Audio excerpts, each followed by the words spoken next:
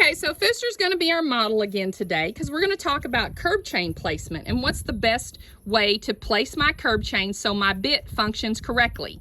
Fooster has his Running Roan Tack headstall. If you're interested in purchasing a headstall like this, go to Running Roan Tack, because all of our horses have to be fancy. And of course, he has his matching breast collar too, because Fooster's the king. Anyway, so let's talk about curb chain placement here. What do I use and what is my preferences?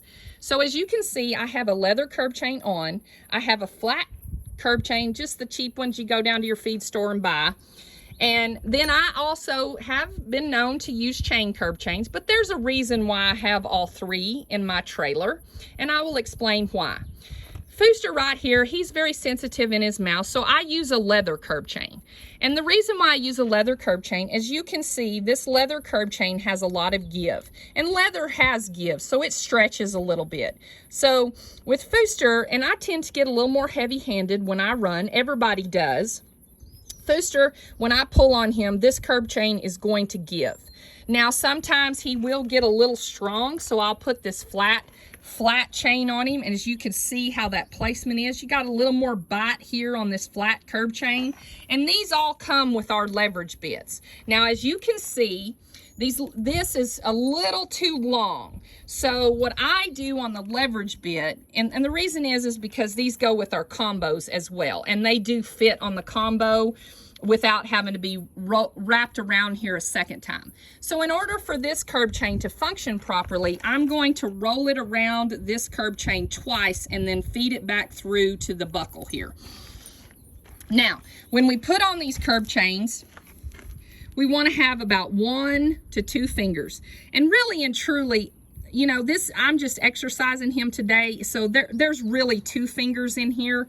You really, when you run, you want to have 1 finger and have this pretty snug, because you want this bit to function quickly. You do not want to have a long wait time. See how this bit has a long wait time? Well, when I'm just exercising Fooster, I want him to feel comfortable and happy. But when I run him, I'm going to put this and I'm going to have it really snug back here. So this bit functions like this right here. It's going to function quickly, because my hands, when I ask a horse, I want them to really pay attention to me. Okay. Well, there you go. And on chain curb chains, the reason why I use them is because, you know, a horse that's really strong and doesn't want to listen to the bit, that is going to hit a horse pretty hard right here.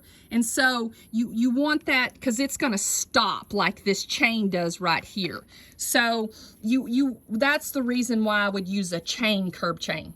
So if you have any questions about that, you can go to our website at JNC Bits. You can text or call me at 254-592.